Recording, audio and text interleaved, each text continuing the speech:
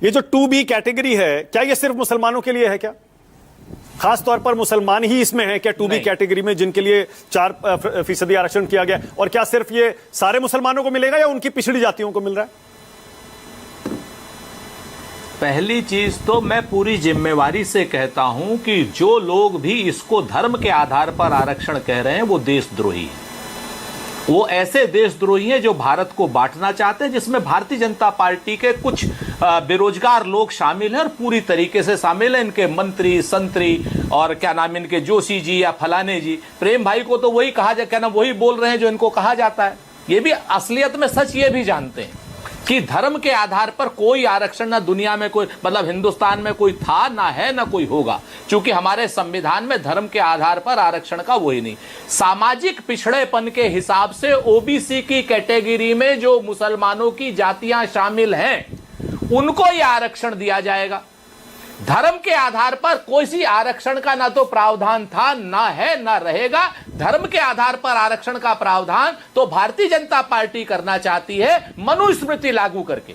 मनुस्मृति की जो चीजें हैं वो लागू करके संविधान को तोड़ के मरोड़ के खत्म करके ये लोग सिर्फ और सिर्फ मनुस्मृति के आधार पर सारे वर्गों को, जो हिंदुओं में उच्च वर्ग है, उसको लेकर के जी मैं सोच रहा था कि कहीं ऐसा तो नहीं है कि देश की राजनीति आज जिस मोड़ पर आ गई है वहां पर मुसलमानों में भी पिछड़े उनके वर्गों के लिए आवाज उठाना राजनीतिक तौर पर घातक हो सकता है, नुकसानदायक हो सकता है, इसीलिए ये मुद्दा इतना बड़ा बन जाता है क्या? लोग बोलने से पहले भी सोचते हैं 10 बार कि हमें एकदम मुस्लिम पार्टी करार दे दिया जाएगा। अरे भाई ऐसा है ना, ये काम अगर मोदी जी करें तो वाह वाह वाह वाह क्या बात है, दुनिया में सबसे बड़ी बात कह दी। ये बात येदियुरप्पा जी करे तो वाह वाह वाह वाह बिल्कुल सब हो गया। ये बात अगर कांग्रेस, भाई मोदी जो बात हम कर रहे हैं वो गुजरात में मोदी जी कर रहे हैं, बिहार में नीतीश कुमार भाजपा की सरकार कर रही है, महाराष्ट्र में इनकी सरकार कर रही है, और जगहों पे, तमाम जगहों पे ये चीजें लागू हैं।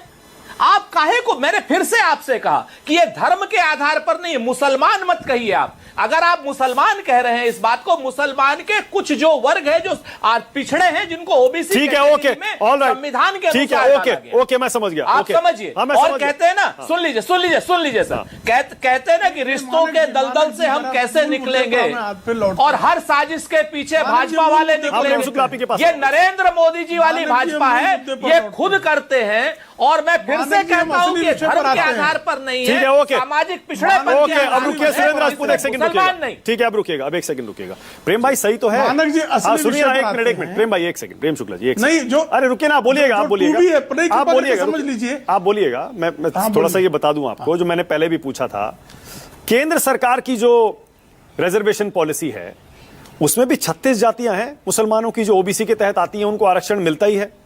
फिर इसी तरह का आरक्षण आपको पता है बिहार में, तेलंगाना में, तमिलनाडु में, यूपी में भी मिल रहा है। तो फिर कर्नाटका पर इतना हल्ला क्यों? जी नहीं, अब समझ लीजिए बात को। कर्नाटका में क्या किया है कि 2B जो है, उसमें सारे मुसलमानों को ओबीसी कंसीडर कर दिया है, और इस पर एनसीबीसी ने पहले भी ऑब्जेक्शन लिया था। National commission of backward classes ने कर्नाटक सरकार के इस फैसले पर पहले भी आपत्ति ली थी, क्योंकि कर्नाटक की कांग्रेस सरकार ने 2B में सारे मुसलमानों को पिछड़ा मान लिया। सारे मुसलमान पिछड़े कैसे हो सकते हैं? अच्छा, तो ये मसला, ये सवाल है। ओके, ऑलराइट, इस सवाल का उत्तर देने के लिए तैयार नहीं है। आप चेक कर लीजिए एनसीबीसी का, इस पर आपत्ति है। ठीक है, मतलब मुसलमानों की पिछड़ी जातियों को आरक्षण मिले तो आपको कोई दिक्कत नहीं है ना उसमें? नहीं, पहले ही सब जगह मिला हुआ है भाई। मुसलमानों की पिछड़ी जातियों को आप सामाजिक आर्थिक आधार पर ले सकते हैं आरक्षण, धर्म के आधार पर आरक्षण। सारे मुसलमान पिछड़े हो गए, कल कहेंगे सारे ईसाई पिछड़े हैं, कैसे हो सकता है ये? तो आप किसका हक मारना चाहते हैं?